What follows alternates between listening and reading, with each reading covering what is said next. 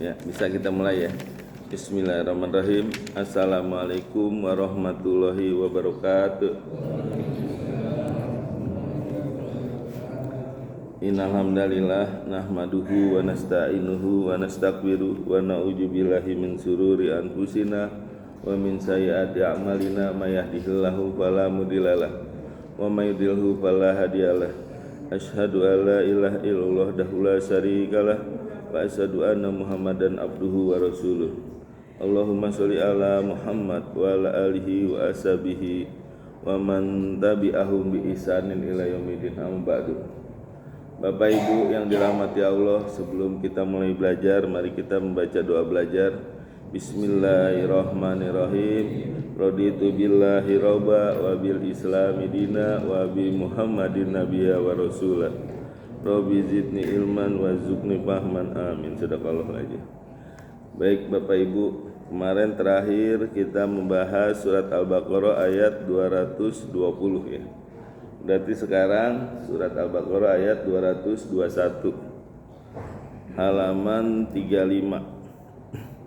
Ya, boleh silakan Ustadz Hadri dibaca surat Al-Baqarah ayat 221. A'udzu billahi minasy syaithanir rajim. Bismillahirrahmanirrahim.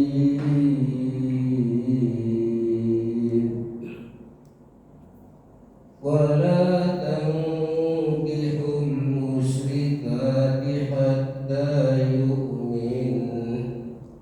Wala amatum mu'minatun khairun min musyrikatin walau a'jabatkum.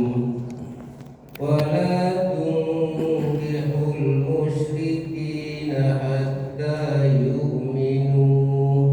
Wala 'abdun mu'minun khairun min musyrikin walau a'jabakum.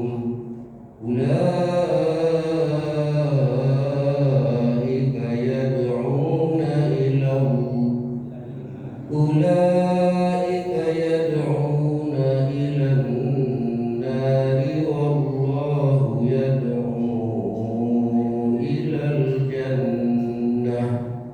ilal jannati wal maghfirati bi'idnihi wa yubayyinu ayatihi lin-nasi la'allahum yatadakkarun. Sadaqallahul azim. Sadaqallahul azim. Baik Bapak Ibu ya, kita murojaah untuk mengingat kembali apa yang sudah diajarkan kemarin oleh Pak Parmin ya. Saya membaca ayatnya, udah kan Pak? Saya membaca ayatnya, Bapak Ibu yang menerjemahkan ya. Bismillahirrahmanirrahim. Wala tankihu, dan janganlah kalian menikahi al-musyrikati, perempuan musyrik, hatta, sehingga sampai yu'min, mereka beriman.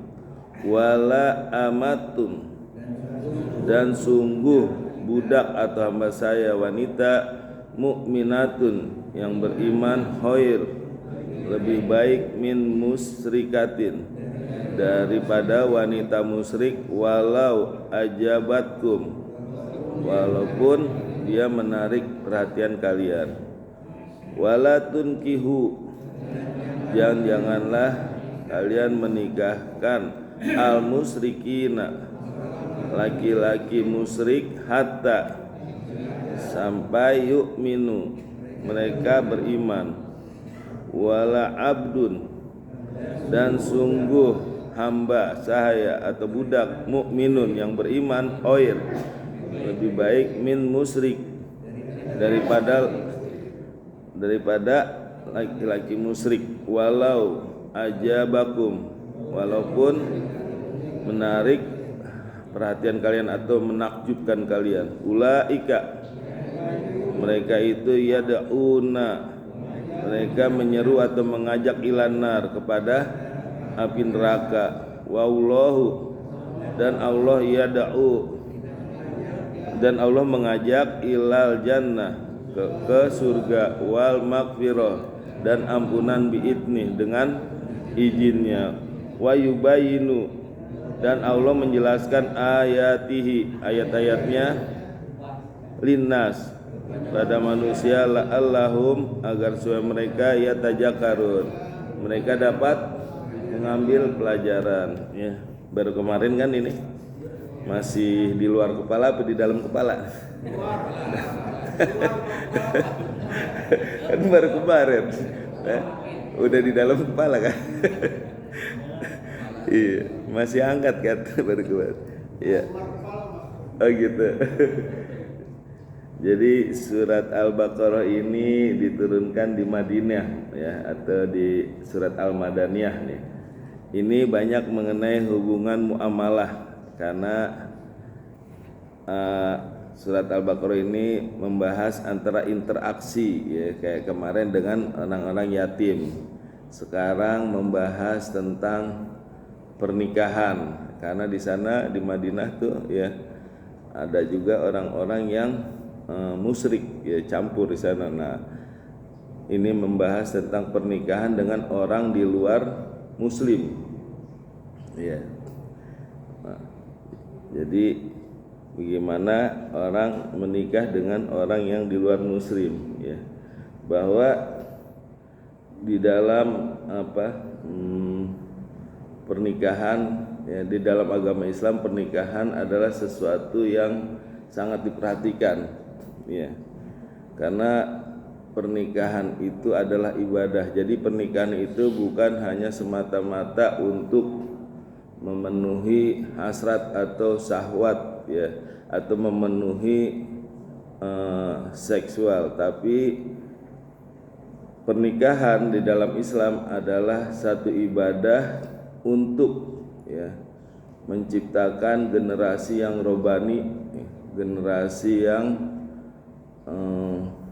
menjunjung tinggi agama Islam, generasi yang mengesahkan Allah, ya. Itulah tujuan pernikahan. Makanya di dalam Islam pernikahan ini sangat penting dan menjadi perhatian dalam agama Islam. Tapi sebaliknya bagi setan ini sangat tidak disukai, ya.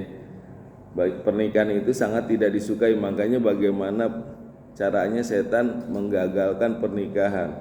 Bahkan orang yang udah nikah pun, ya, tetap diganggu supaya bercerai-berai, ya, karena dalam pernikahan ini adalah ibadah yang paling panjang, ya, sepanjang hayat, ya, sampai akhir hayat bahkan, ya. Kalau nikah kan kita melayani istri, melayani suami, ibadah. Suami mencari nafkah untuk istri, ibadah, ya. Berlaku baik sama istri, ibadah. Nah, itu ibadah sepanjang hayat. Makanya tidak disukai oleh setan. Sedangkan ibadah-ibadah yang lain itu pendek. Ibadah pernikahan inilah yang paling panjang. Coba ibadah sholat paling udah 5 menit 10 menit deh. Ibadah puasa diwajibkan 1 bulan. Ibadah zakat fitrah, zakat mal setahun sekali, ya. Itu zakat mal juga kalau nisabnya sampai. Terus ibadah haji, apalagi susah, daftarnya bisa puluhan tahun, ya. Nah, ibadah pernikahan inilah ibadah yang panjang sampai sepanjang hayat. Makanya setan berusaha bagaimana menggagalkan atau membuat pernikahan itu bisa bercerai-berai. Kenapa? Karena dengan bercerai-berainya keluarga, ya, nah itu bisa menimbulkan satu permasalahan baru, ya. Jadi keluarga itu yang bisa menentukan kita masuk surga atau neraka. Kalau keluarga ini baik, ya, samawa, maka insya Allah menghantarkan kita ke surga. Tapi kalau misalkan keluarga ini, ya, dalam keadaan ribut terus, ya, terjadi dosa-dosa kecil. Nah, ini juga bisa menghantarkan kepada neraka, ya. Bahkan orang yang mau menikah pun tetap, ya, digoda sama setan, ya. Kadang ada aja godaannya, yang dulu pasangannya yang didemenin nggak mau, sekarang begitu mau nikah datang menggoda, bahkan mengajak, ini kita pertemuan terakhir aja kali ini sebelum nikah dah kita jalan-jalan. Akhirnya pasangannya tahu, dianggap selingkuh, nggak jadi. Ada aja gitu, dulu nggak mau sekarang malah ngejar begitu mau nikah. Nah, itu godaan ada aja, ya. Nah, makanya ya setan berusaha semaksimal mungkin, bahkan iblis tuh ya mengacungkan jempol tuh kalau setan berhasil mencerai-beraikan keluarga. Nah, dikasih jempol nih, kerja yang baik ini. Karena udah mencerai. Nah, dari keluarga yang hancur ini, ya, itu maka akan timbul satu masalah-masalah baru, ya. Makanya kalau misalkan Bapak Ibu nih ada masalah, jangan bentar-bentar udah cerai aja gitu. Nah, itu bukan menyelesaikan masalah, itu bukan satu solusi, justru malah menimbulkan masalah baru, ya. Kalau berpisah itu bukannya mencari solusi, tapi justru nimbul masalah yang baru, ya. Ada aja masalahnya, apalagi kalau perempuan kalau berpisah jadi janda, itu kan jadi aib, malu ya dilihatnya. Begitu juga sebaliknya yang laki-laki juga, ya. Artinya perceraian itu bukan satu solusi gitu, malah itu menimbulkan masalah yang baru. Makanya ya setan selalu berusaha bagaimana memecah keluarga, ya, supaya supaya bisa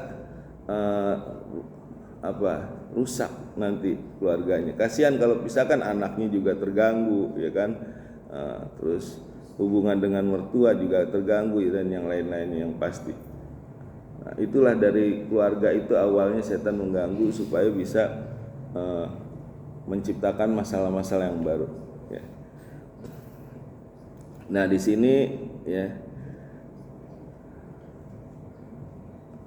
di dalam surat Al-Baqarah dikatakan wala tankihul musyrikati, dan janganlah kalian menikahi. Wala tankihu ini larangan, ya, nahyi. Dikatakan janganlah kalian menikahi al-musyrikati, wanita musyrik, hatta, sampai yu'min, mereka beriman.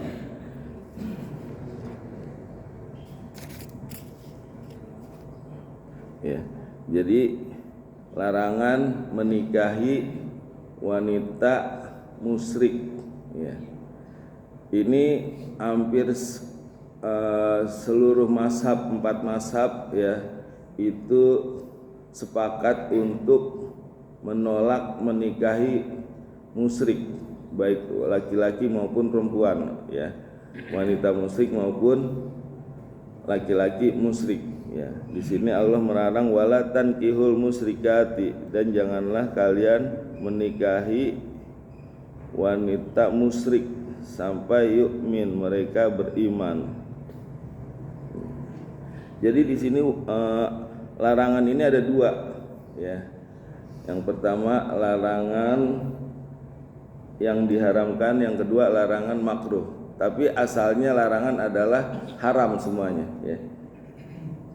Jadi apa yang dilarang oleh Allah berarti haram dilakukan. Seperti dikatakan wala tankihul musyrikati, dan janganlah kalian menikahi wanita musyrik. Berarti kalau kita melakukan itu haram hukumnya, ya.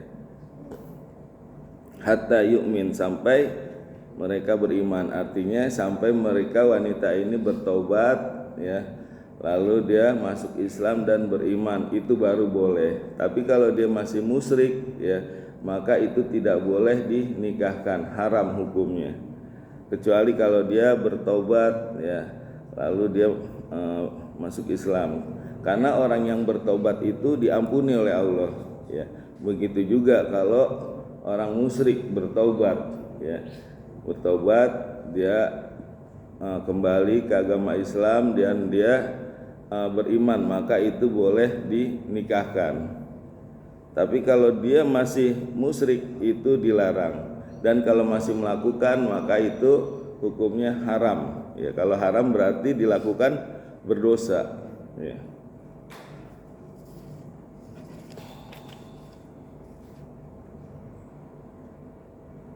Ya.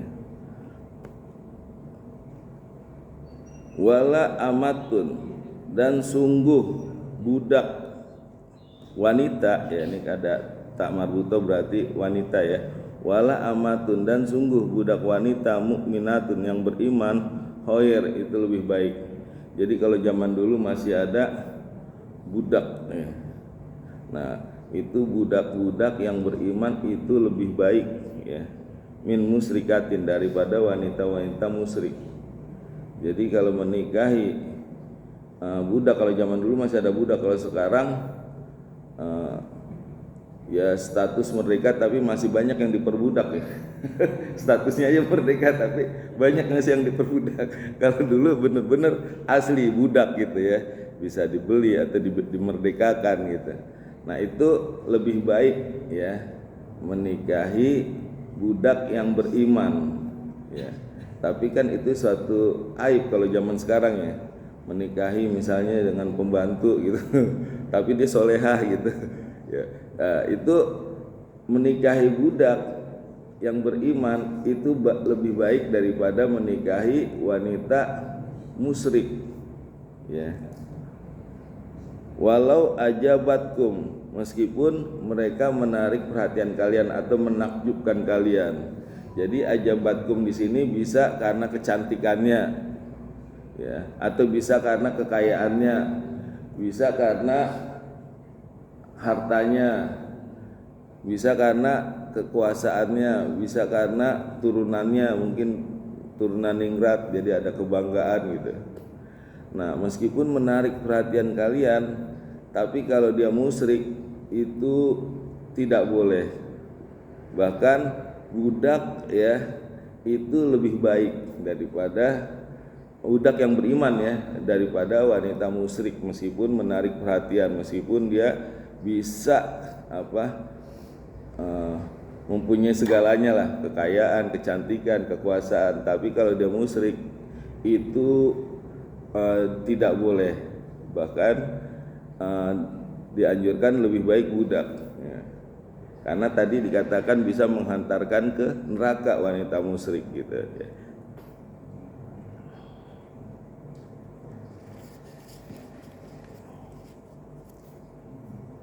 Ya, sebaliknya juga wala tunkihu, dan janganlah menikahkan atau dinikahi al musyrikin ya, wanita-wanita dinikahi dengan menikahi laki-laki musyrik hatta yu'min, sampai mereka beriman.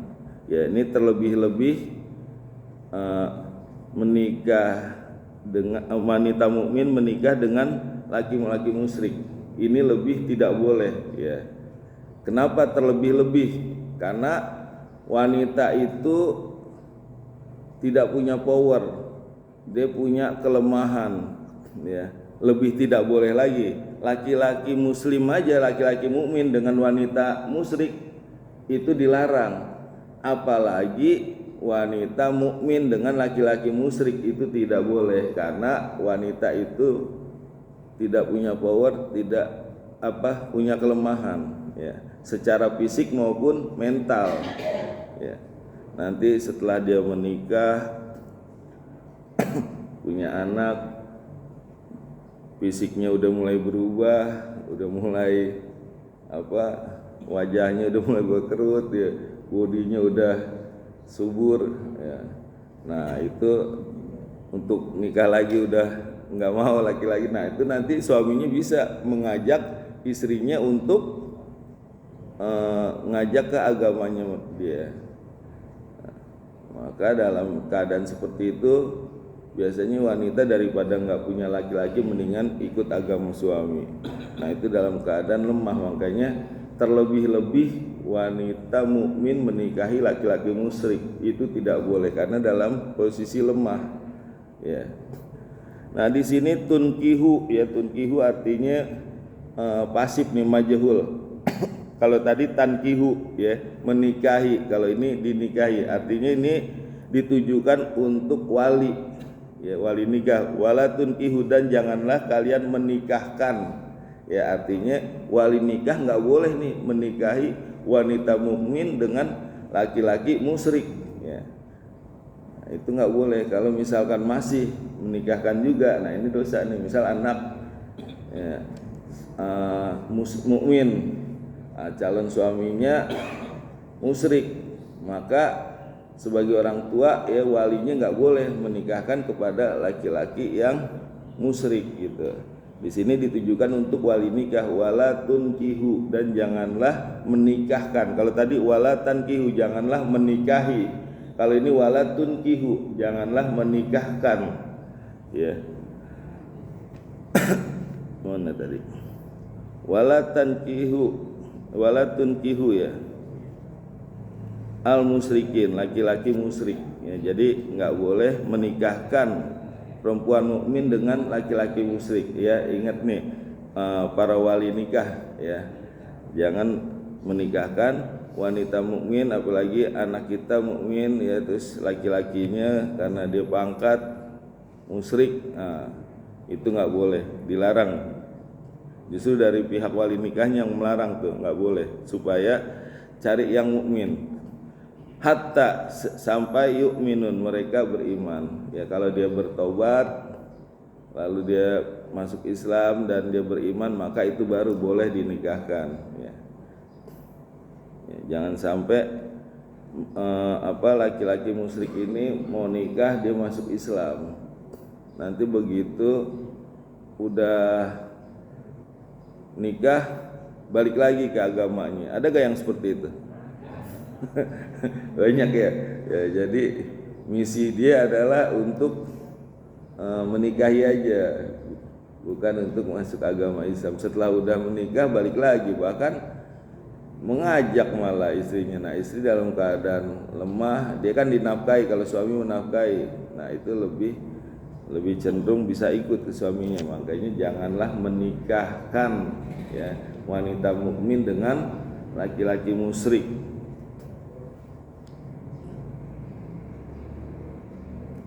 Wala abdun, dan sungguh ya budak mukmin yang beriman khair, itu lebih baik minal musyrikin, daripada laki-laki yang musyrik. Jadi hamba saya atau budak yang beriman itu lebih baik daripada laki-laki musyrik. Walau ajabakum, meskipun menarik perhatian kalian. Kalau tadi ajabatkum pakai tak ya, itu artinya untuk muannas kalau ada taknya. Kalau ini enggak pakai tak, wala ajabakum, berarti untuk laki-laki. Meskipun laki-laki itu menarik perhatian ya, dia punya pangkat, punya kekayaan, tampan ya. Tapi kalau dia musyrik tidak boleh dinikahkan. Meskipun menarik perhatian atau menakjubkan bagi kalian. Ya. Bahkan seorang budak itu yang beriman itu lebih baik ya. Tapi kan orang kebanyakan berpikirnya dunia ya, mau makan pakai apa nanti. Cuman seorang berbot misalnya, cuman seorang budak, cuman seorang pembantu, cuman seorang OB misalnya, ya kan. Cuma kadang berpikirnya dunia dulu kan kalau orang ya, padahal dalam pernikahan kan ada 4 nih ya. Yang pernikahan yang pertama hartanya, kecantikannya, terus turunannya, terus agamanya. Tapi yang utama dipilih agamanya dulu ya. Kalau agamanya bagus, syukur-syukur kaya, terus cantik atau tampan, terus turunannya juga bagus, nah itu udah alhamdulillah ya. Tapi agamanya dulu yang penting, jangan dilihat hartanya dulu atau kecantikannya dulu ya. Nah, jadi itu ya, biarpun dia budak, kalau dia beriman itu lebih baik daripada laki-laki musyrik ya, meskipun dia kaya, tampan ya. Di zaman materialistis ini juga sangat berat ya godaannya. Kadang gengsi juga loh. Misalkan ada bos atau seorang direktur yang suka tapi musyrik. Nah, terus dia lebih milih sahabatnya yang mungkin sebagai OB yang sahabat dulu waktu kecil ya. Nah, itu terhadap sosial teman-temannya juga merasa ini juga minder gitu gengsi. Ya. Nah, tapi di dalam Islam ya itu dikatakan laki-laki seorang budak atau hamba yang beriman itu lebih baik daripada laki-laki musyrik meskipun dia menarik perhatian kalian. Ya. Jadi ulama 4 mazhab ini sepakat ya kalau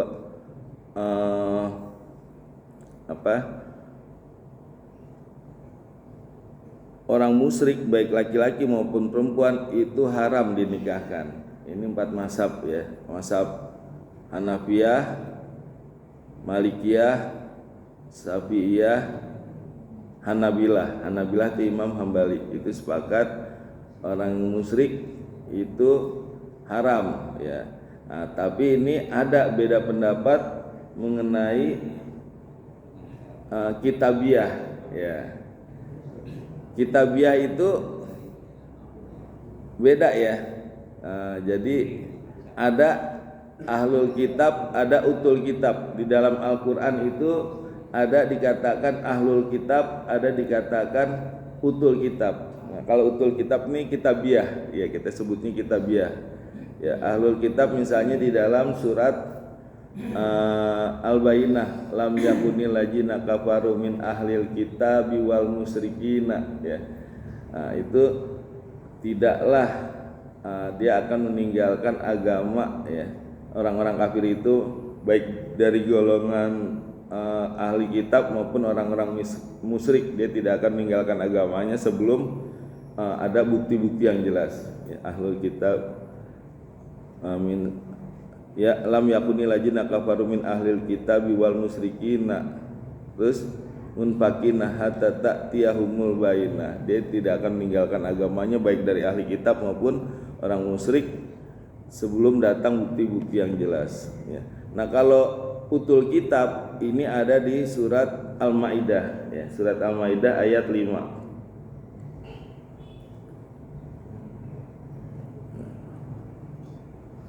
Nah, jadi di dalam surat Al-Maidah ayat 5 ini ada perbedaan pendapat bahwa dibolehkan menikahi, dihalalkan menikahi kitabiah atau utul kitab. Kita lihat ya surat surat Al-Maidah ayat 5. Halaman 107. Udah belum? Udah ketemu?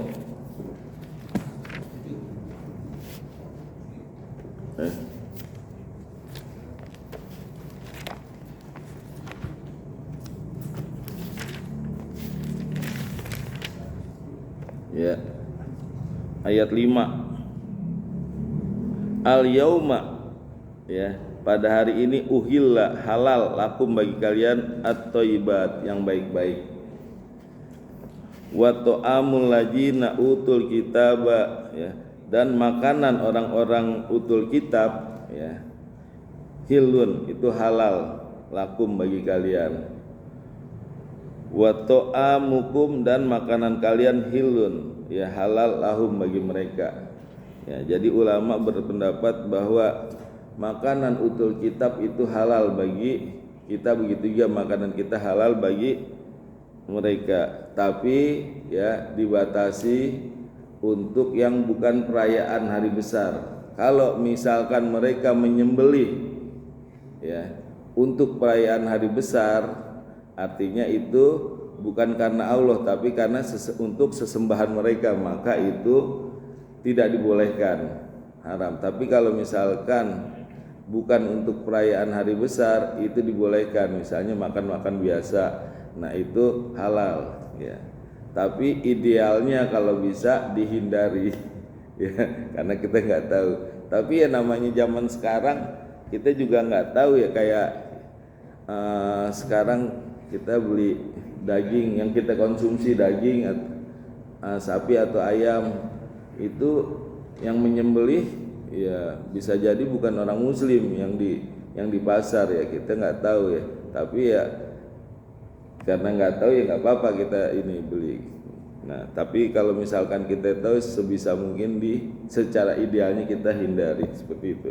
Meskipun di sini halal bagi kalian makanan orang-orang utul kitab, begitu juga makanan kita halal bagi mereka. Wal muhsonatu ya, dan wanita-wanita yang menjaga kehormatan minal mu'minati, dari orang wanita yang beriman ya, itu halal ya. Wal muhsonatu, dan wanita-wanita yang menjaga kehormatan minal ladzina utul kitab, dan dari orang-orang yang utul kitab, minal qablikum, dari sebelumnya, dari sebelum kalian, itu halal. Ini sama berarti ya. Jadi wanita-wanita utul kitab atau kitabiah, kita sebut kitabiah ya, itu halal ya, dinikahkan. Jadi makanan utul kitab maupun perempuan utul kitab itu halal bagi orang mukmin ya.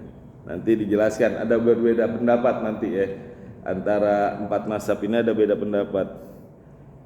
Min qablikum, dari sebelum kalian dulu, dahulunya itu dihalalkan. Iza ataitumuhunna ya, apabila memberi kepada mereka ujurahunna ya,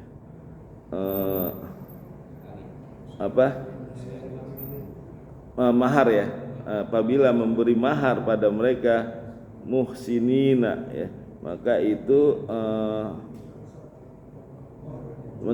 untuk itu ghairu masafihina, maka tidak diberi kehormatan, menjadikan mereka untuk menikahinya tidak dengan maksud berzina, dengan bukan untuk menjadikan perempuan piaraan barang siapa, maka tidak apa-apa itu ya, baik. Maka musinina wala mutahijin ahdan ya. Jadi perempuan utul kitab itu halal dinikahkan, begitu juga makanan utul kitab halal. Tapi ini ada berbeda pendapat ya. Yang pertama Imam Hanafiyah atau Imam Hanafi ya, itu menghalalkan menikah dengan utul kitab ya, itu baik sebelum diutus Nabi Muhammad atau sesudah diutus Nabi Muhammad. Tapi Imam Hanafiyah mengatakan ya, bahwa itu hukumnya makruh tahrim, arti makruh mendekati haram ya. Jadi mengatakan bahwa menikahi kitabiah itu hukumnya makruh tahrim, makruh mendekati haram. Begitu juga Malikiyah ya. Kalau Malikiyah boleh menikahi utul kitab ya. Utul kitab itu yaitu Yahudi dan Nasrani ya. Jadi utul kitab itu Yahudi dan Nasrani ya, itu boleh dinikahi tapi sebelum Nabi Muhammad diutus. Setelah, bahkan dikatakan makruh ya. Jadi Imam Malikiyah mengatakan makruh menikahi utul kitab. Ini lebih keras lagi daripada yang tadi makruh mendekati haram. Kalau ini makruh udah dibenci, kalau makruh itu dibenci oleh Allah ya, menikahi utul kitab. Dan sebelum dibolehkan, setelah tidak boleh. Kalau Imam Syafi'i ya, Imam Syafi'i itu boleh menikahi utul kitab hanya dari turunan Israel. Ya, kalau turunan dari Arab, ada orang Yahudi Nasrani yang turunan Arab, ya itu tidak boleh. Ya, jadi kalau misalkan dia turunan dari Nabi Yakub, berarti ini murni nih, ya mengikuti ajarannya Nabi Yakub, ya ajaran Nabi Musa, Taurat dan ajaran, nah itu boleh. Tapi kalau mengikut turunan Arab itu tidak boleh. Ya, dan itu sebelum Nabi Muhammad diutus. Kalau setelah maka tidak boleh. Nah, kalau Hanabilah atau Imam Hambali ya, itu boleh menikahi utul kitab baik dia dari turunan Israel maupun dari turunan bangsa Arab. Nah, tapi sebelum Rasulullah diutus, sebelum Nabi Muhammad diutus. Tapi kalau setelah Nabi Muhammad diutus maka tidak boleh menikahi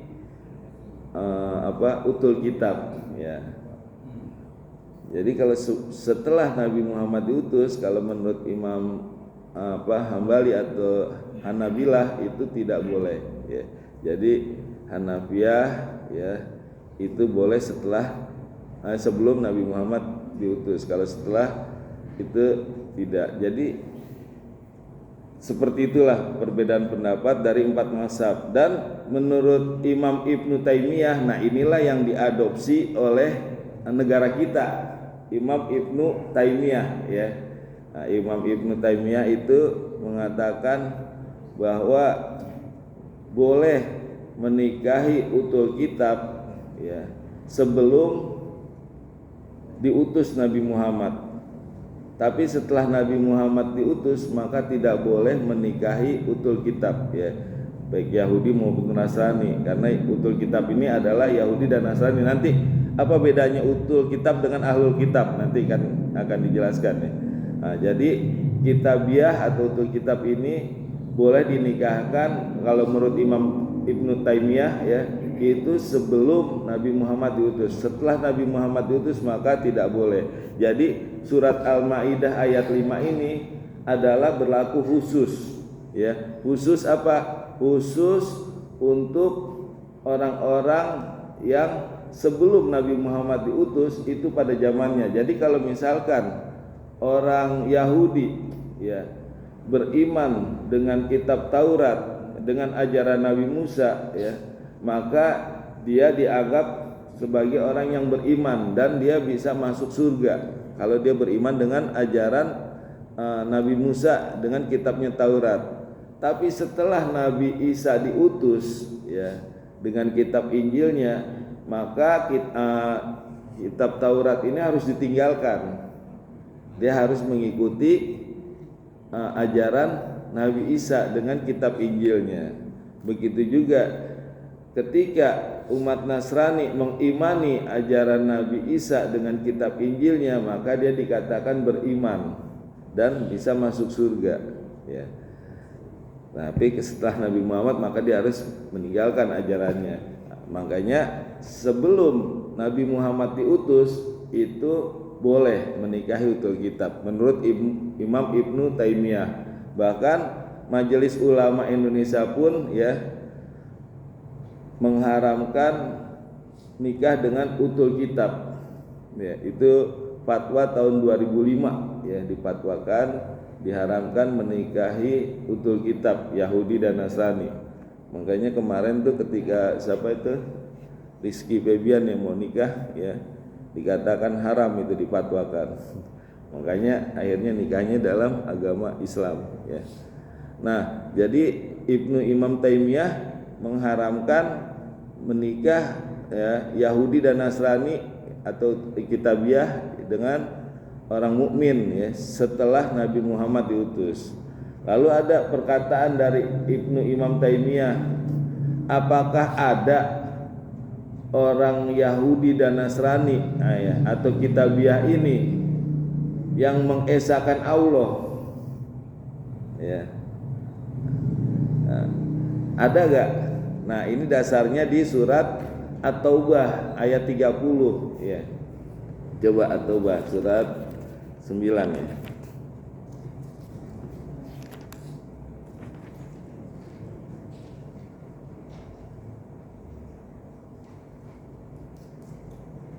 Ya. Wa qalatil yahudu, dan berkata orang-orang Yahudi, Uzairun ibnullah. Uzair itu putranya Allah. Jadi orang Yahudi mengatakan bahwa Uzair adalah putranya Allah. Wa qalatin Nasara, dan berkata orang-orang Nasrani, Al-Masihu ibnullah, dan Isa Al-Masih adalah putranya Allah. Jadi dia mengatakan bahwa Uzair adalah putranya Allah dan Isa Al-Masih adalah putranya Allah. Zalika qauluhum, demikianlah perkataan mereka, bi afwahihim, dari mulut mereka. Ya, jadi udah jelas ya, dari perkataan mereka bahwa Uzair itu adalah putra Allah. Makanya Imam Ibnu Taimiyah mengatakan, adakah zaman sekarang orang-orang Yahudi dan Nasrani yang mengesahkan Allah? Ya, ini dilihat dari surat At-Taubah ayat 30, karena mereka mengatakan bahwa Uzair adalah putranya Allah. Begitu juga Isa Al-Masih putranya Allah.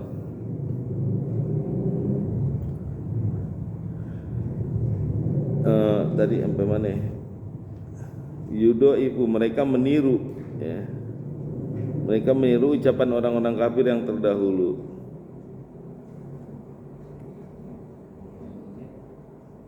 Terus qaula lajina kafaru min qabl, qatalahumul, maka Allah melaknat mereka, qatalahumullah anna yufakun, maka mengapa mereka sampai berpaling ya. Jadi Allah melaknat mereka. Nah, itulah Imam Ibnu Taimiyah ya, kenapa melarang menikah dengan utul kitab, karena tidak ada jaminan ya bahwa zaman sekarang ini kitabiah ini mengesahkan Allah ya. Dan memang kenyataannya seperti itu. Ya, tidak ada yang mengesahkan Allah, dan mereka mengatakan bahwa Uzair itu adalah putranya Allah. Begitu juga Isa Al-Masih putranya Allah. Ya, kita kembali lagi ke surat Al-Baqarah ya. Bahkan yang lebih tegas lagi ya, itu di dalam surat Al-Mumtahanah ayat 10 ya. Al-Mumtahanah itu surat 60 ya. Itu jelas-jelas ya, tidak boleh gitu ya menikahi orang musyrik. Dan kalau ada yang menikahi, bila perlu itu misalkan dia udah masuk Islam terus dia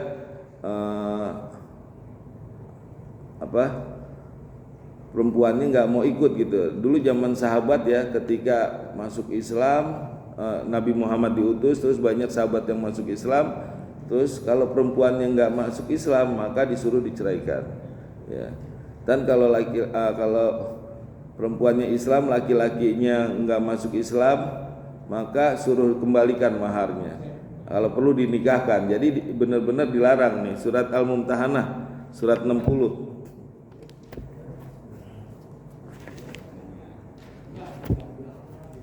Udah ketemu belum?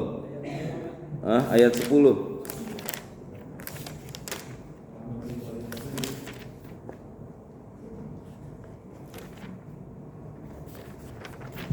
Ya, halaman 550 ya. Ya ayyuhalladzina amanu idza ja'akumul mu'minat.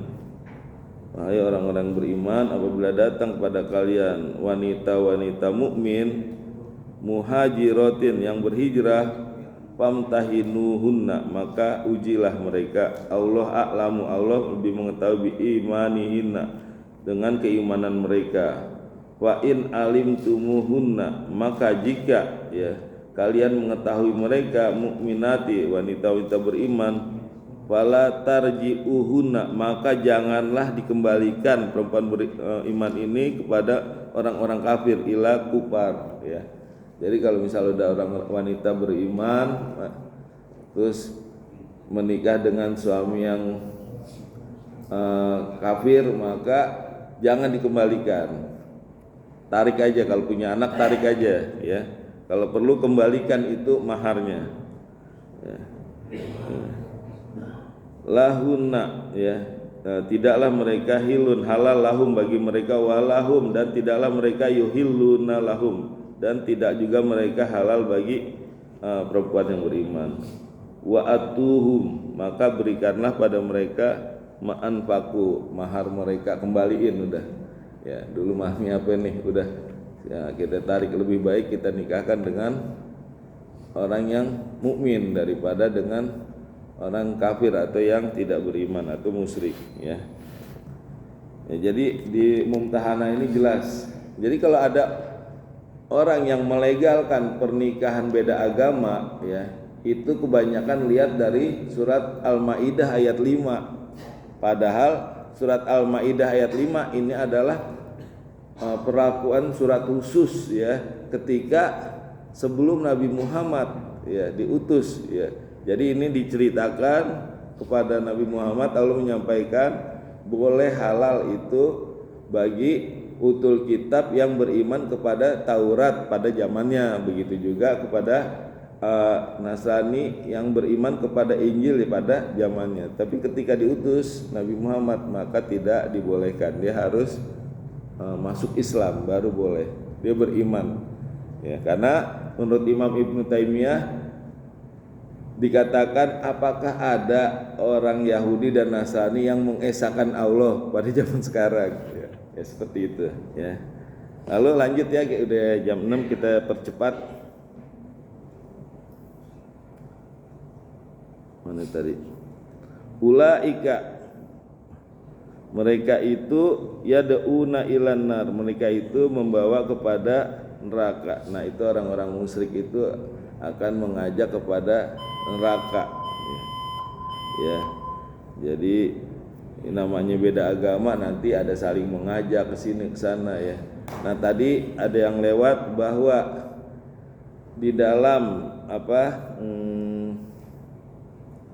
sebutan juga di Al-Quran itu istri, ya, ada yang disebut zaujiyah, ada juga yang disebut imro'ah, ya.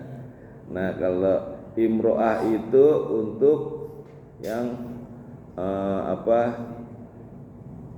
pasangannya ada yang musyrik atau dua-duanya musyrik, itu imro'ah. Misalnya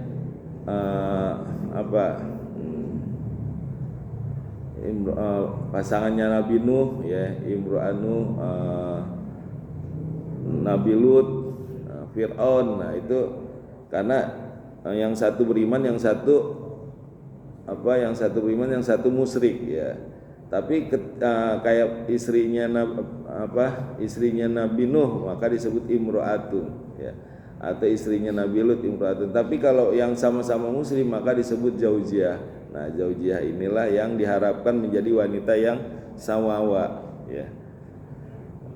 Tadi belum dijelaskan apa bedanya ahlul kitab dan utul kitab, ya. Nah, ahlul kitab ini konotasinya negatif. Karena apa? Karena ahlul kitab ini, ya, adalah Allah sampaikan untuk orang-orang Yahudi dan Nasrani yang tidak beriman, seperti di dalam surat Al-Bayyinah, lam yakunil ladzina kafaru, tidaklah orang-orang kafir min ahlil kitab, dari ahli kitab, wal musyrikina, dan orang-orang musyrik, munfakina, meninggalkan agama mereka, hatta ta'tiyahumul bayyinah, sampai dia mendapatkan bukti jelas. Nah, artinya konotasinya negatif. Tapi kalau utul kitab itu konotasinya positif, artinya orang-orang Yahudi dan Nasrani yang Allah menceritakan tentang orang Yahudi dan Nasrani yang beriman kepada Allah, ya. Makanya kitabiah, ya, itu boleh dinikahkan atau halal, tapi sebelum Nabi Muhammad, bukannya ahlul kitab, tapi kitabiah atau utul kitab, ya. Kenapa? Ulaika yad'una ilan nar, mereka itu akan mengajak kepada neraka, ya. Ntar minta tolong dianterin untuk ibadahnya agama dia, lama-lama kita bisa ketarik gitu. Wallahu, dan Allah yad'u ilal jannah, dan Allah mengajak kepada surga. Apa yang Allah ajak, yang Allah seru apa? Yaitu menikahi orang-orang mukmin dan dilarang untuk menikahi orang-orang musyrik. Ya, itulah yang Allah seru. Kalau mau masuk surga maka nikahilah orang mukmin dan dilarang menikahi orang-orang musyrik. Wal maghfirati biidni, dan ampunan dengan izinnya. Wa yubayyinu ayatihi, dan Allah menjelaskan tentang ayat-ayatnya linnas bagi manusia la'allahum yatajakarun, agar supaya mereka berpikir ya tentang pernikahan. Jadi pikirkanlah pernikahan ini bukan hanya untuk duniawi, tapi pikirkanlah untuk ukhrawi. Jadi nikah ini bukan hanya untuk duniawi, kesenangan di dunia gitu, tapi pikirkan juga untuk ukhrawi ya, supaya kita dapat kebahagiaan dunia, di akhirat pun juga kita dapat ya. Karena kalau kita mempunyai istri yang soleha, terus anak-anak yang soleha, itu nanti jadi tabungan kita nanti di di alam kubur. Ketika udah meninggal, dia akan mendoakan anak yang soleh. Nah itu juga akan membawa ke ukhrawi. Jadi di sini dikatakan Allahum yatajakarun, agar supaya mereka mengambil pelajaran, berpikir ya bahwa menikah itu bukan hanya untuk dunia, tapi pikirkanlah untuk ukhrawi, agar kita mendapatkan surganya Allah. Ya, saya rasa cukup. Kalau ada yang mau bertanya silakan. Assalamualaikum warahmatullahi wabarakatuh. Waalaikumsalam warahmatullahi wabarakatuh. Pertama ini beritahuan kepada kalian bahwa salah seorang jemaah kita yaitu Bapak Haji Iqbal saat ini dirawat di rumah sakit di Harapan mungkin saya bisa mendoa beliau. Ya. Yang kedua, di baris pertama tadi wala amatu mukminah, itu yang menunjukkan wanita wala amahnya atau mukminahnya. Ya. Kalau di sini wala amah sungguh budak wanita, mukminah beriman. Mukminah itu wanita beriman juga ya. Ya. Dua-duanya Ya. menunjukkan wanita. Ya. Dua-duanya menunjukkan wanita. Itu doa dipimpin dulu deh sama Pak Adri deh. Ayo. Iman bacaan Fatihahnya. Oh iya. Ya. Jadi saya jelasin dulu ya. Jadi yang menjadi mu'anas yaitu tak marbutohnya. Nah biasa kalau Arab ya, kalau satu dia mu'anas maka satunya juga harus mu'anas.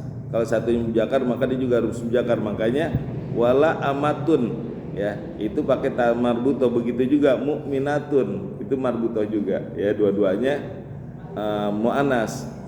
Nggak boleh yang satu mu'anas yang satu mujakar ya. Ini namanya naat ya, mengikuti.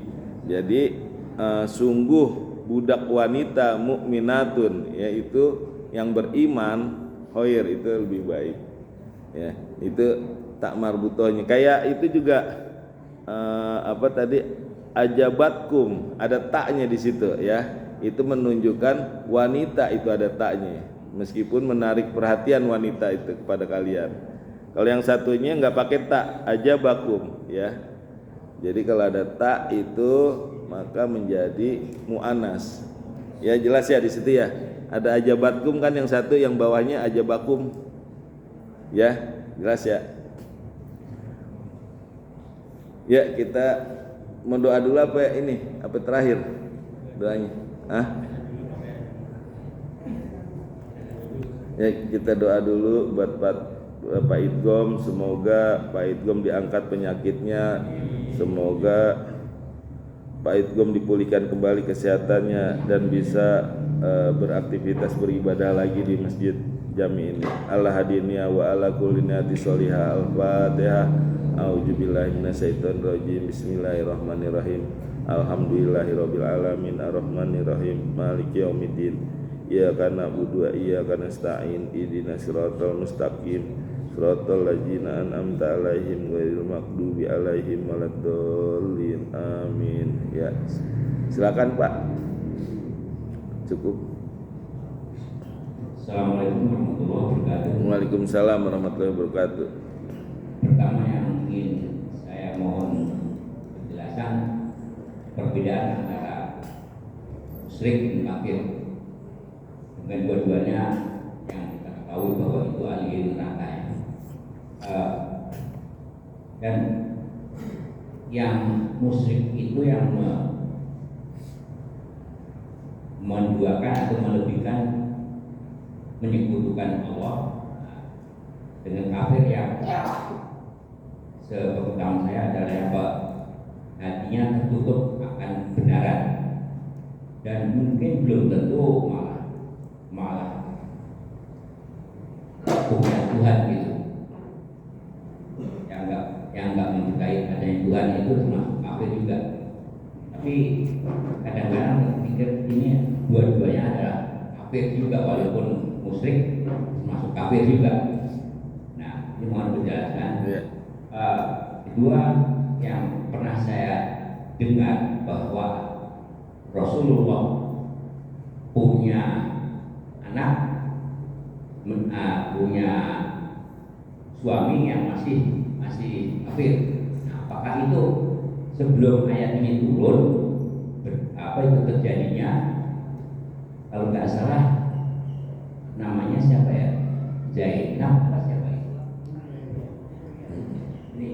Ini saya agak lupa, tapi pernah itu yang saya dengar bahwa Rasulullah punya anak dan suaminya masih belum muslim, mukmin gitu. Mohon penjelasan. Terima kasih. Assalamualaikum warahmatullahi wabarakatuh. Waalaikumsalam warahmatullahi wabarakatuh. Ya. Jadi namanya musyrik artinya menyekutukan. Jadi menyekutukan artinya menduakan. Dia menyembah Allah tapi menyembah juga yang lain gitu, menyembah berhala dan lain-lain. Itu menyekutukan dan itu masuknya golongan kafir.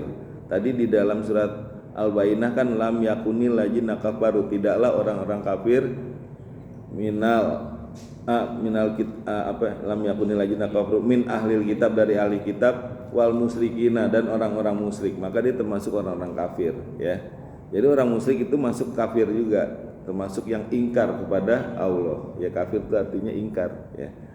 Terus yang kedua tadi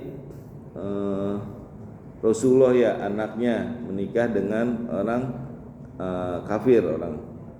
Nah, itu sebelum Rasulullah mendapatkan